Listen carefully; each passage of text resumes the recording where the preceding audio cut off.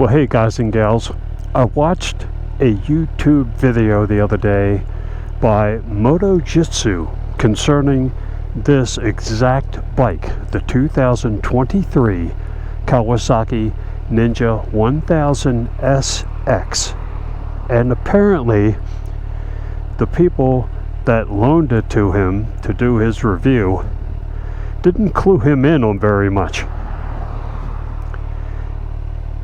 As you can see, this screen, this display is totally different from the one he had. All you need to do, you have select button here, you push that down and hold it, and voila, you go into the vehicle settings.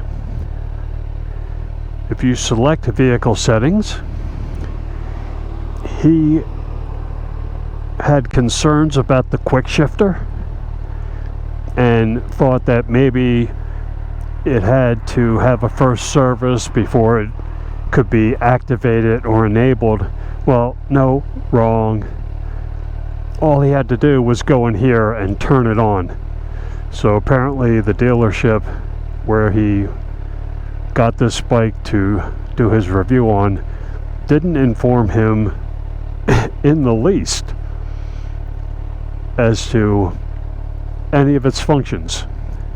The RPMs was set at 4,000. I have set mine to 8.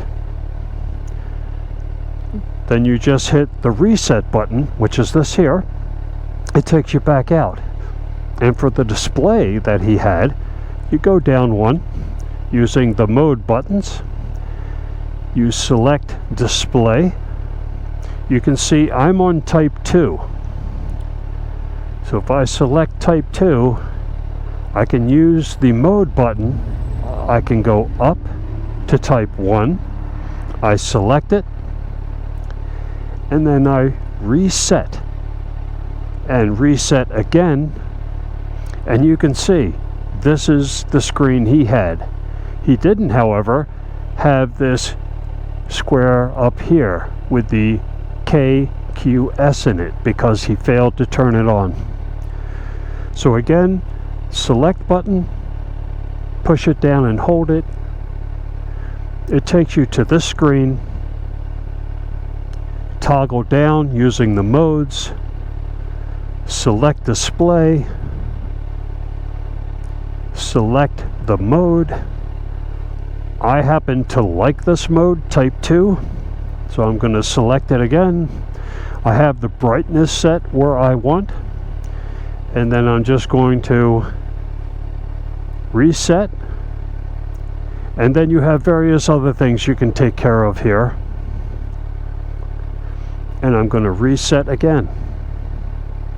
Now this is the daytime screen.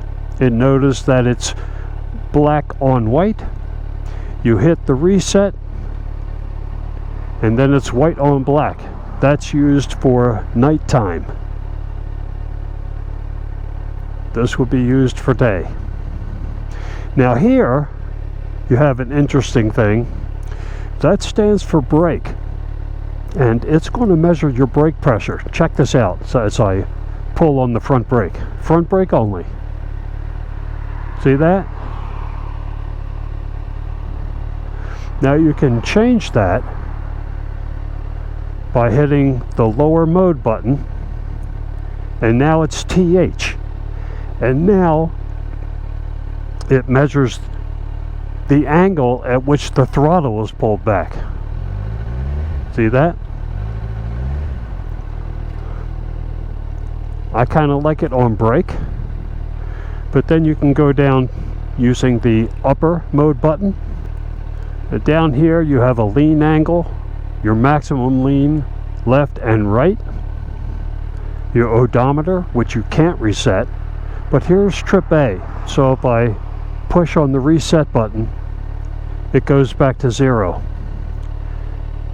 Again, hit the reset button, it goes to 0. And you can actually do that for this too, in case you want new readings on your latest ride. So we'll keep it on odometer. So this is basically how this display functions, and it's a shame that MotoJitsu couldn't give you more information regarding it, but it is what it is. Now you've got the information. The first thing I did when I got the bike is, like MotoJitsu said in his video, I loosened these two bolts and I loosened these two bolts, and I slid the levers down a little bit, so now they're lined up with my hands and my wrists. So that was one of the first things I wanted to do. Makes it so much easier. The mirrors, fantastic. So let's see how it rides.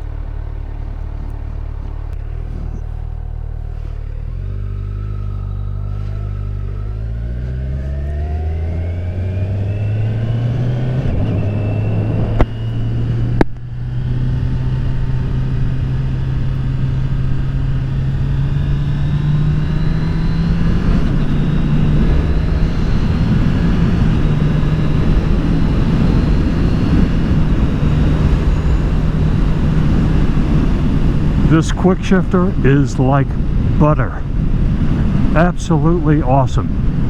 Now, sometimes in the lower RPMs, you might get a little bit of a jolt.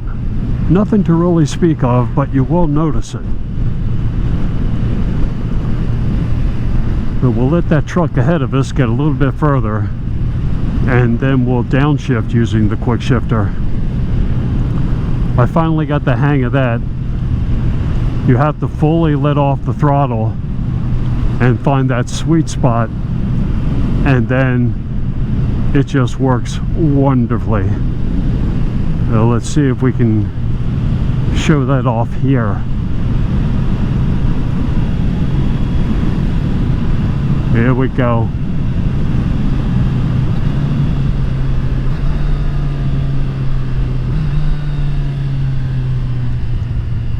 But tear.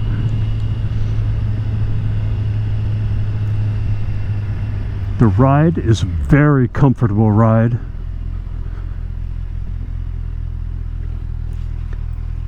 Seat is comfortable. Ergonomics are great.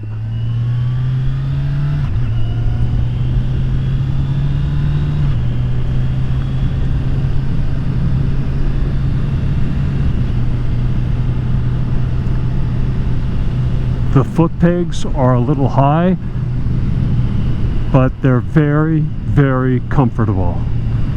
And I have bad knees. The right one's been totally replaced. The left one's just been cut open a couple times. But I'm very comfortable in this position. And the suspension, it's golden. The suspension just eats up the dips and the bumps. Very, very smooth ride. Very plush ride. I really think I made a good decision when I decided to upgrade to this bike. It's definitely going to prolong my riding experience.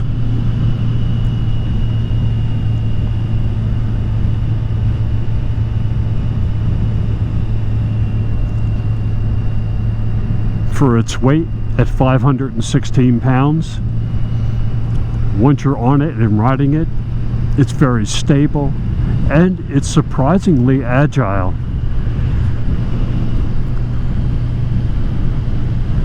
And then of course there's the power when you need it. I'm still in road mode. When the spring comes and the weather warms up, I'll probably try out the sport.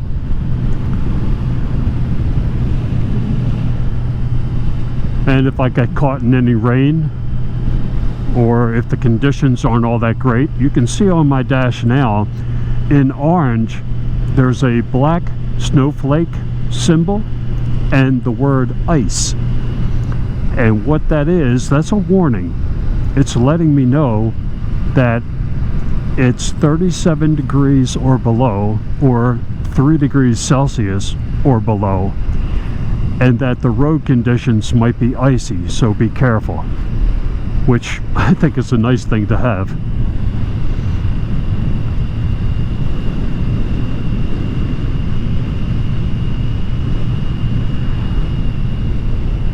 Would I recommend this bike? Based on my impressions so far, absolutely. There was a gentleman who actually asked me, because he has conditions of his own, he wants a nice comfortable ride, asked me if I thought this would be a good bike for him, and absolutely. It's a very nice, stable, comfortable ride, and you could stay on this bike all day. At least I could. There are people that might want to upgrade to a plusher seat, but I find that this one is working out quite nicely. So yeah, I would highly recommend this bike. I give it 2 thumbs up and 2 big toes up. It's just great. So I hope that this has helped people who might be thinking about upgrading their bike or getting this particular bike, and kind of measuring it amongst the other bikes available out there.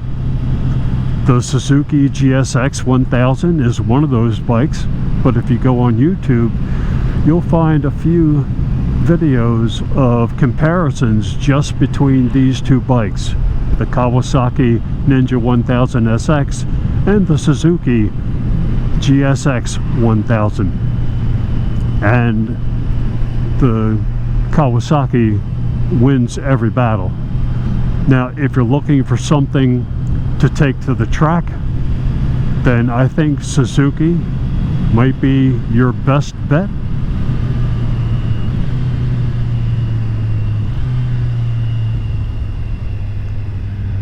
But what I like about this bike, if you want to play, then you can play, because it's a very, very nice bike, and you could definitely do the twisties and take this to the track if you so desired. And then on the other hand, if you want to tour with it, then it's very capable of touring across the nation. Me, I might do a little bit of both. So again, I hope this video has helped anyone who is on the fence about this bike. I would recommend it. It's been fantastic. I haven't tried out everything yet because it's just too cold, and I would rather be in a position where the tires are going to key into the road surface better. But so far, fantastic. So this is Old Guy Riding saying, I'll be talking at you later, people. You all take care. Have nice holidays. I'll see ya.